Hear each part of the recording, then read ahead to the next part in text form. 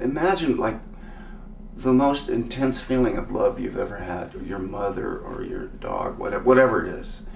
Imagine that, infinite, no end, so powerful and so absorbing, wave after wave after wave of cleansing white love washing over me. And I was the light. It was so beautiful. It was so beautiful. And there's a lot of detail that I'm gonna have to leave out because it would just take too long. But I'll give you some highlights. All of us have lost loved ones. Most of us have lost pets. I was 9 years old, and my dog, Skippy, was there. My dog was there. And again, remember, I didn't know I was dead. And he didn't have fur and legs and stuff, but it was Skippy. He was also a floating sphere of awareness. And he absorbed him. We absorbed each other, and we were communicating. There was communication going on, but it was perfect communication. It was like telepathic, and in human communication, there's this thing that happens all the time. I know you know about this, like where you'll say something and I will hear something completely different based on my filters, right? So human communication's flawed, but that communication there was perfect. And Skippy and I were talking to each other. It was, I love you, I love you. Oh, Skippy, I love you. Where are we? What happened? How did we get? You know, it was kind of going on and on like that. And so here's the headline. Your loved ones, your pets, they're there. They're still there. And you'll see them again. And as soon as I thought that, it was like somebody took this giant paintbrush and everything changed. And I was looking at a park. Only it was a more amazing park than we ever see here, because everything, the grass, the flowers, the trees, the butterflies, were colors that we've never seen here. And they were so alive. Everything was so much more alive because it wasn't muffled. It was home, free to express all of the potential that it had inside of it. And it all did. And I saw cats and dogs running around, playing, rolling around in the grass. So if you're an animal lover and you have any questions about if your beloved animal companions go there too, absolutely. Of course they do. They're part of God. I think they're more highly evolved than we are, most of them. But I have to describe what it was like to leave, because that was so fascinating to me. My preconceived notion about death is that when you're done, you're done. When your heart and your lungs stop beating, you sort of just turn to dust. You cease to exist. And I was fascinated to find that as I left my body, I was still every bit of the person I am today. I had the same thoughts, the same feelings. All I was doing was leaving my body. And I have to tell you quite truthfully, I was very happy about that, because my body was causing me a lot of problems. It was dying, and I didn't want to die. I wanted to keep living. So when I left my body, it was really delightful to find that I was still present. And so I got into the tunnel without my body. I just left it. And I went to heaven. And when I got to heaven, it was absolutely wonderful. And I'm sure those of you who've been here before are used to hearing what heaven is like, and know that none of us really have any words to fully describe what it feels like. We just don't have the vocabulary here. But what I remember so clearly, and the best words I can use are, first of all, I say, think about the most wonderful or pleasurable experience that you've ever had in your entire life. And multiply that by infinity. It doesn't come close. It doesn't come close. That's the closest I can come to describing it. It doesn't come close. And I see John here nodding in agreement. It doesn't. But what it felt like, you're in a place of such total acceptance, You're at one with everything. There is love everywhere. You become part of the love and light. So it goes through you and you start emanating it. You are totally part of that. You are complete. Everything is tranquil, everything is peaceful. There's no judgment anywhere. You are just part of the love and light. It was the most wonderful experience I've ever had in my entire life. And I never wanted to leave. I was shown a couple of things that I want to talk about while I was there. And very near the end, I thought, oh, if I could just touch my dog again, I know I would feel better. Now my dog Brinder, an English, black and white English Springer Spaniel, had passed away about 3 or 4 years before that. And I always said about her that when I touched her, I felt like I was touching heaven, which was sort of an odd statement from somebody who wasn't spiritual prior to this point and who'd never been to heaven. But that's how I always felt. And I met her when she was 45 minutes old, and I used to touch her, and she and I would go off to a place where there was no sense of time, space, or physical presence. And I might be gone for an hour. And this happened through the whole 14 and a half years of her life. And I could never explain it. It has never happened to me before or since with any animal or person. But I would touch her, and she and I would just be off as two beings. And it was wonderful. And so the closest I could ever come to describing that was to say, I feel like I'm touching heaven when I touch her. So I said, oh, I wish I could could touch Brinder. Boom, there's Brinder. Now what fascinated me about this is that when Brinder died, she was 14 and a half years old. Her black had turned to gray, her eyes had gone from bright and sparkly and shiny and alert to really cloudy and dull, and she developed doggy dementia. Her eyes were real droopy, her ears were droopy, and she lost most of her muscle mass. In short, she was a typical old dog when she died. Well, when she came to me, she was gorgeous. She was bright and shiny, she was well muscled, her eyes were bright and alert, they were shiny, and she was so happy. I was totally in a whole different realm, and I found myself feeling like I was ascending, and I was like in this funnel and going through layers of, I don't want to say rainbow of colors, it was more like an aurora borealis where the lights went up and down and up and down, beautiful magnificent lights, and they had little sparkles in them. And as I rose through the aurora borealis light effect, all of a sudden I saw my dog that I had as a childhood. I saw Rusty. He was an Irish setter, and he was young and beautiful, and his fur shone, and I thought, wow, that's amazing. Our souls of our pets are here.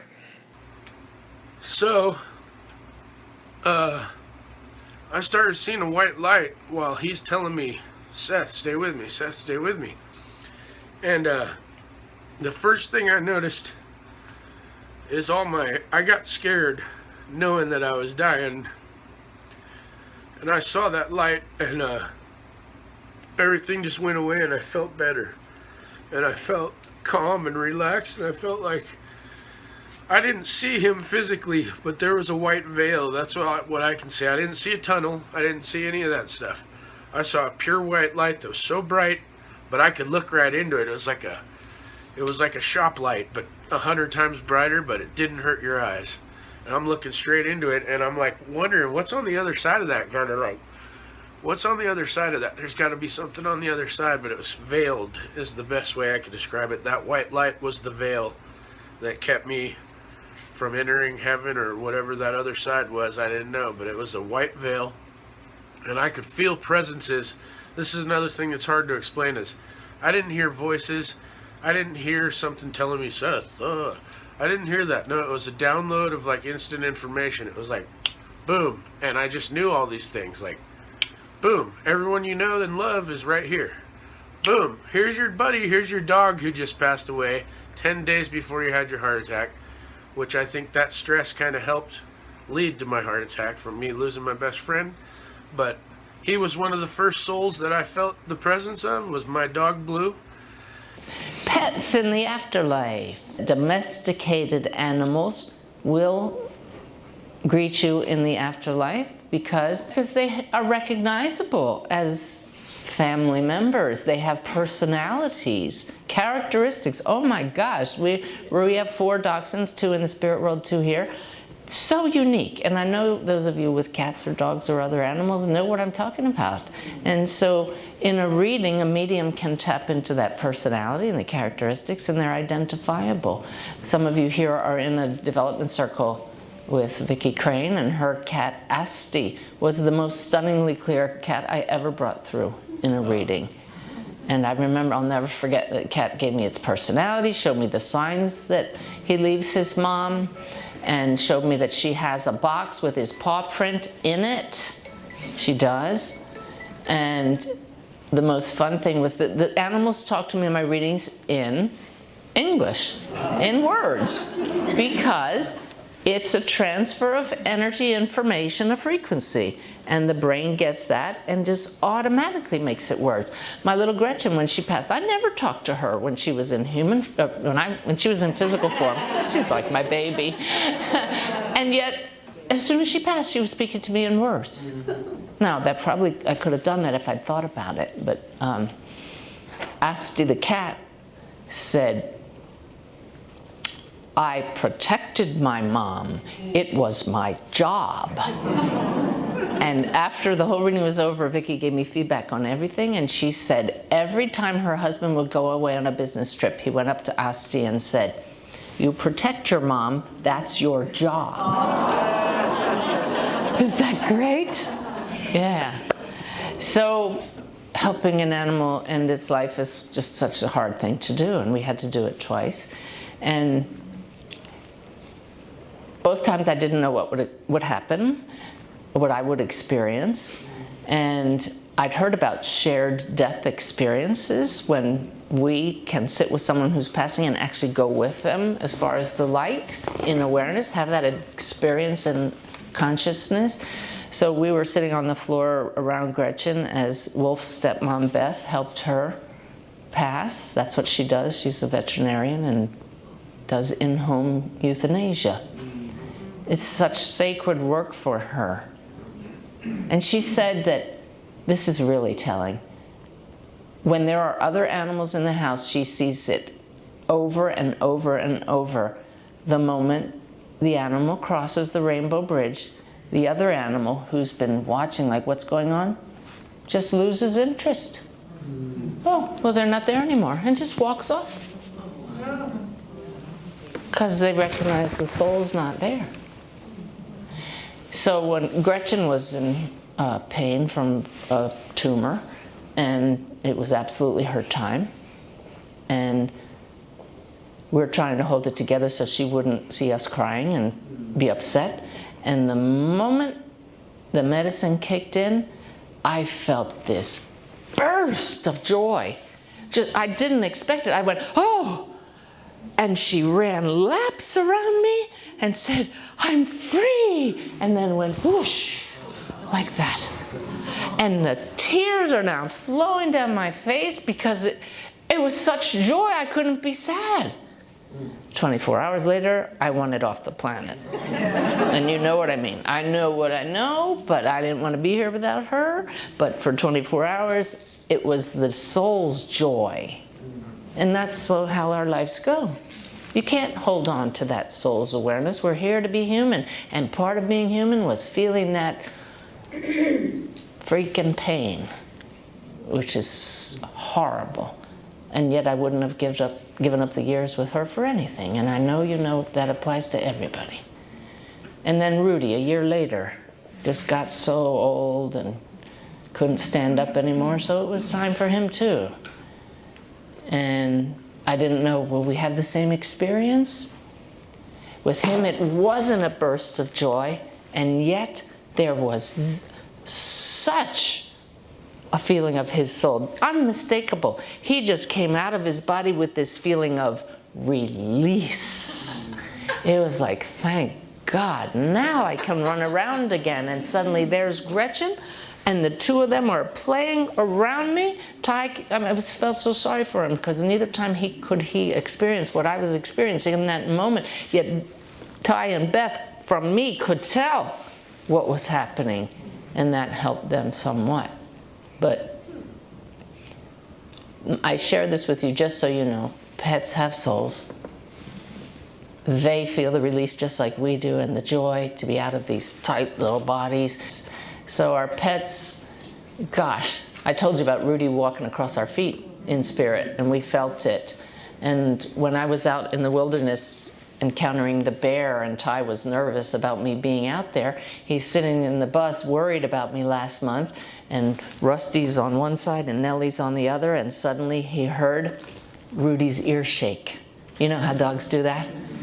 And he thought, am I imagining that? But Rusty went, like, what was that? And Ty told me that the day before yesterday, he was coming to pick me up here in the car, all the windows up, got Rudy's ear shake again. I am so jealous. I want to hear it.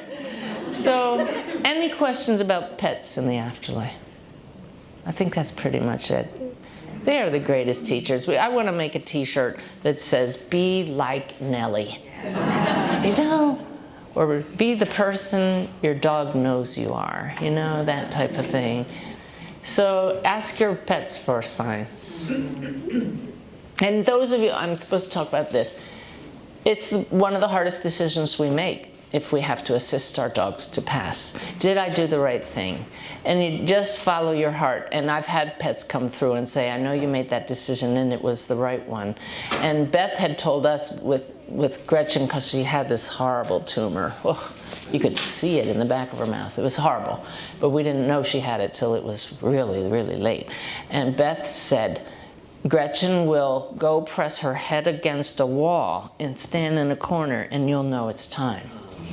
And so Christmas Eve came, and I got in bed, and Gretchen was on the bed, and she walked up to me. She looked at me like this and said, clear as day, I'm ready, Mommy. And I told Ty, and he said, I'm not. And he said, and not on Christmas. And Beth had said, I'll come anytime, even on Christmas. And so I'm like, Gretchen, what do we do? And so it's Christmas Day. We were at a neighbor's house for a brunch, and suddenly I heard, go home. I walked in the front door, and Gretchen was standing against a wall with her head pressed into the wall. And I picked up the phone, and I said, she's hurting, you gotta come. And he said, of course I will. We will not let her hurt. And we called Beth, and she came a few hours later on Christmas Day. I'm telling you, and I know this is painful, but there's a reason I'm telling you this. But a few days later, when Gretchen came through and speaking to me in English, she said, I had to do that, Mommy. Pressed my head against the wall. That was your sign. Oh. So it's not, I felt I waited too long, and she was suffering. And it hadn't occurred to me, I wasn't going to let her go until she did that. And so, you know, with that shared consciousness, her soul had her do exactly what she had to do. So everyone here who's made a decision, don't question the timing.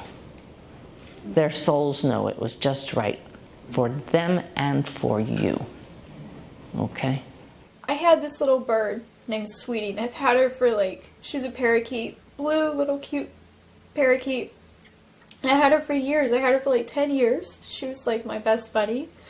But she was a little shit because she kept biting me all the time. And we got her from this big warehouse place that had collected wild birds or something, which was really weird. And I didn't know, but she was wild somehow, I guess, and because they bred them. And she had died a few months prior, before my near-death experience. And I always felt so much guilt because I thought maybe I didn't love her enough, because when she died in my hands, it was one of the hardest things for me in that time, in that moment. And I thought it was because I didn't do enough for her, or because maybe I didn't help her enough, and I wasn't very nice to her in some cases, and so I hated myself for that. And then he didn't say anything And then out of the materialization of where I was, suddenly, from out of the light, was my bird, Sweetie, out of the blue. Like, she just flew out, and somehow I could see her with me, and she was there. She was so real. And I remember she wasn't like your average parakeet. She was different. She was more vibrant, more colorful. Her eyes had rainbows in them. It was the most beautiful thing I've ever seen on a bird. It was the coolest thing. And she spoke to me. She even said, she actually spoke to me, and I went, wait a minute, are you talking right now? And I said, oh my God, Sweetie, oh my God. And it was the craziest thing, because I remember it like it was yesterday. She spoke to me like an angelic, oh my God, her voice was so sweet, so beautiful. And I remember talking with her, and I told her, how are you talking right now? She said, that's what's so great about heaven. And she didn't just talk out loud at first, because then she would stop talking, and then she would talk in my head telepathically. And I went, wait, I can hear you. She said, that's how we communicate in heaven. And I remember hearing her, and she said, so sweet, she said, Melinda, why are you being so hard on yourself?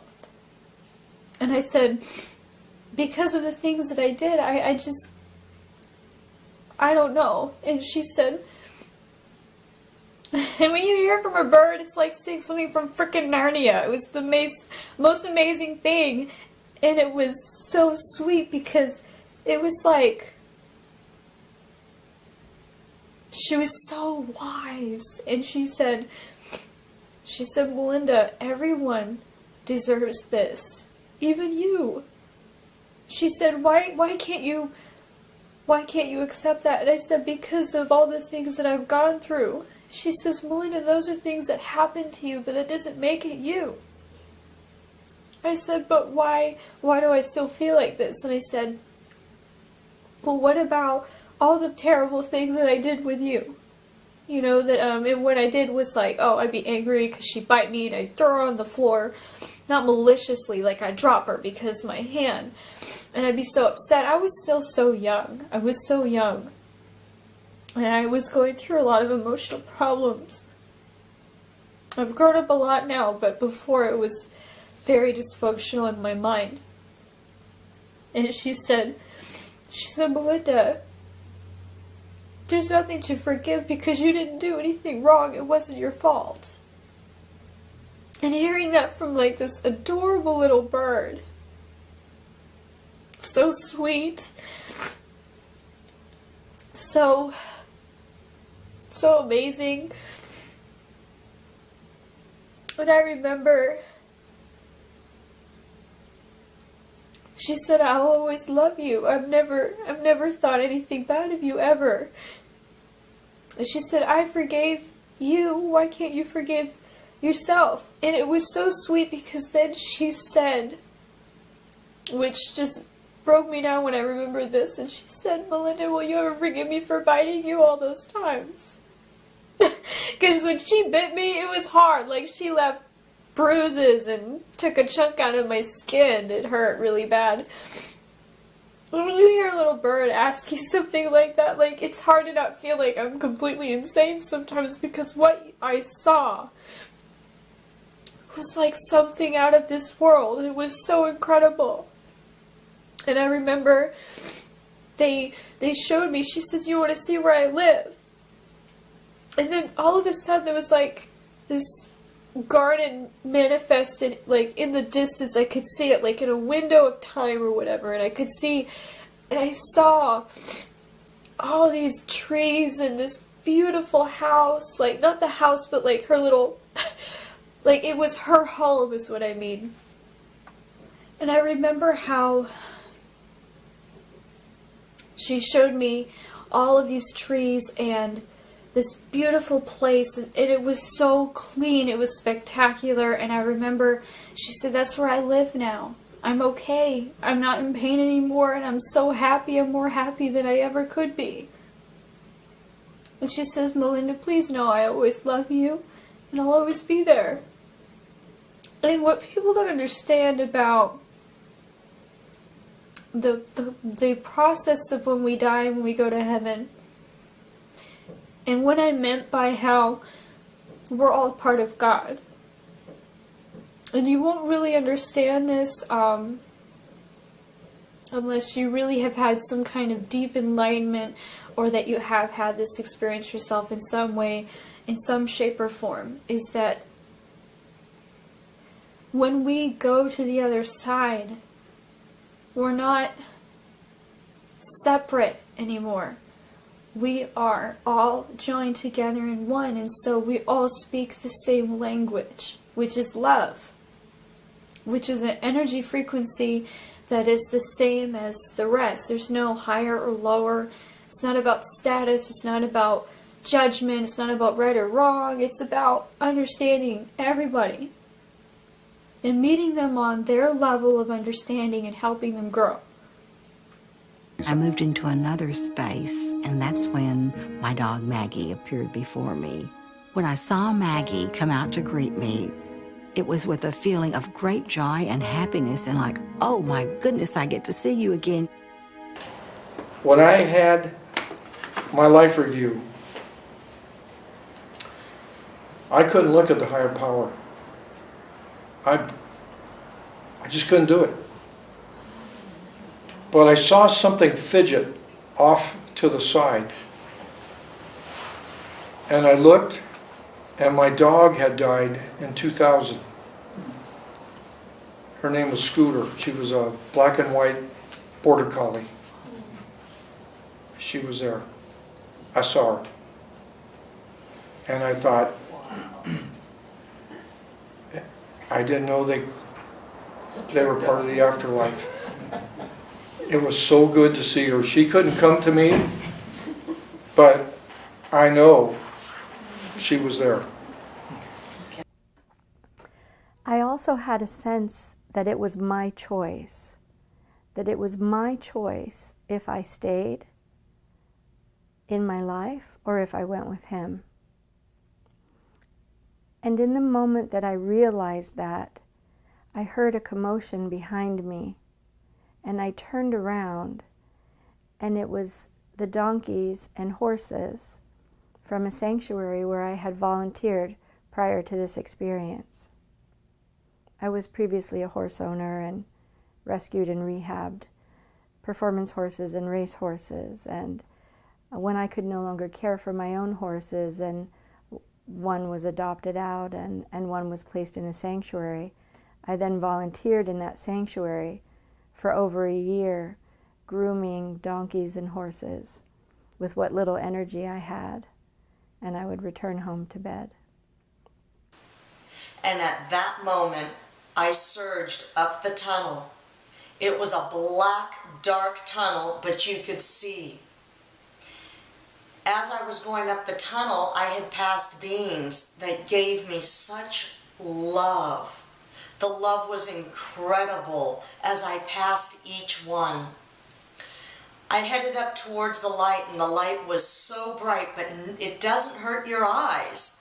It's a beautiful, radiant light that I went up, and as I stepped through that light, there were green pastures and brilliant flowers everywhere. And I remember turning to my left and looking at all these beings that were in line to want to come back to this earth. And they were all so happy, and I couldn't understand, why are they so happy to come back to this earthly plane? I had just left there, and I was so glad to be up, being in this light, being free, being home. And it was at that moment I turned and looked, and there were the dogs and cats running so free and happy through the fields.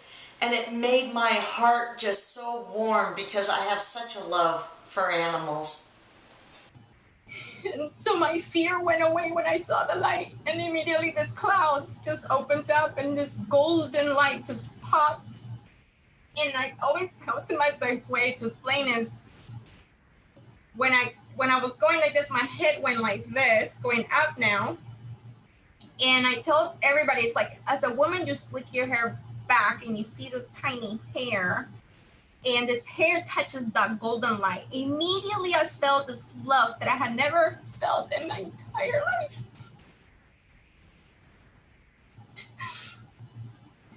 Keep in mind, I had the worst childhood, the worst teenage age, the worst, all my age, all my life. It was just, I was so, not broken, I was shattered. I was physically, mentally, you name it, I was just, but I never did drugs. I did drink, but I wasn't an alcoholic. I was just like partying all the time. I just wanted to just distract myself from the pain. And I always forgive people that hurt me. Always, I always did. And so I saw all this shadow. I couldn't see who it was, but I could see all these beings just calling me Karina, Karina. And they said my name right, because everybody calls me Karina, Carrie, or whatever. They say, Karina, Karina, come, you're home. And then I heard him saying, come, you're home. And I said, I felt like I was not worthy to be there. I was like, I'm not worthy to be here. And he said, come. And I said, no. And my eyes were closed. Like if I had my flesh, my eyes are closed, but I could still see. And he said, open your eyes, you're home. And I said, no. I said, show me someone that I love, any family members, my grandmother. I was never close to anybody because everybody took care of me, so I couldn't attach myself to anything. And then one thing he said to your right, and I see my Yorkie. And I was like, what? And my Yorkie looks younger.